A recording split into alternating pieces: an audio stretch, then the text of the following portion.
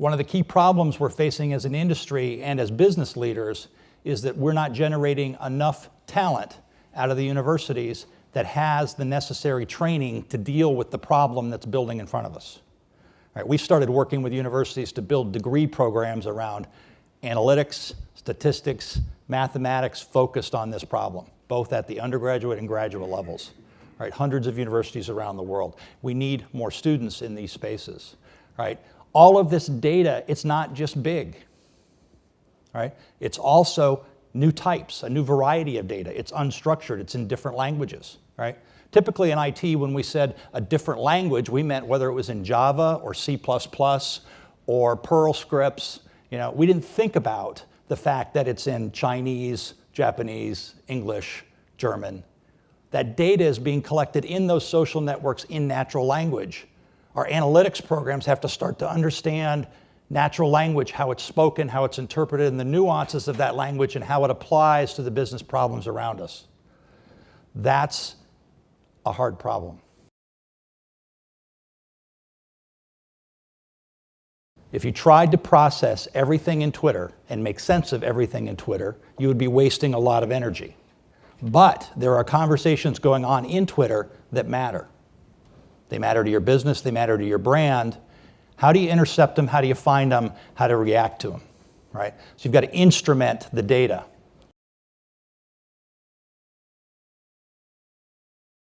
That data continues to pick up. The velocity of information continues to grow, continues to speed up. You've got to be able to capture the events as they occur. You can't store them in a big database, analyze them a week later and say something happened, right?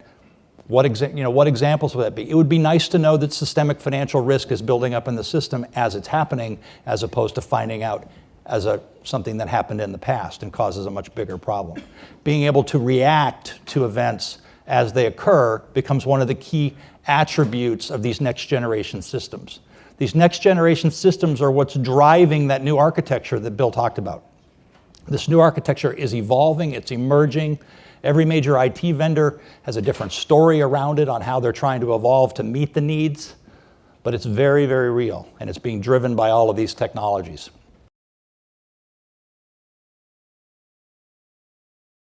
Business intelligence systems or social systems that were thought of as applications that were on the side are becoming the underlying fabric of the next generation of applications. All applications will inherently be instrumented. All will have analytics baked in. All will be inherently social. All of them will be mobile. Those are not separate thoughts anymore. They're just part of everything we have to do as we go forward. They become the underlying fabric of business processes.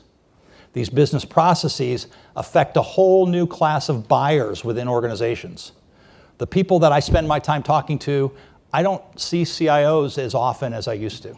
In fact, I spend most of my time with chief marketing officers, chief financial officers, chief procurement officers, right, CEOs, because they're racing to stay competitive in this environment. They're trying to figure out how to adapt and innovate their business models, and they're using whatever technology they can find. We're at a very interesting point in our industry's life cycle.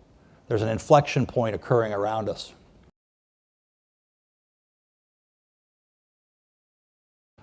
One of the things that we're focused on in IBM right now is this next generation cloud platform, this next generation architecture that Bill talked about, right? This is a classical kind of layer cake diagram that everybody in the industry has been talking about for a while: infrastructure as a service, platform as a service, software as a service, and business process as a service. That's the mega architecture that's starting to be deployed.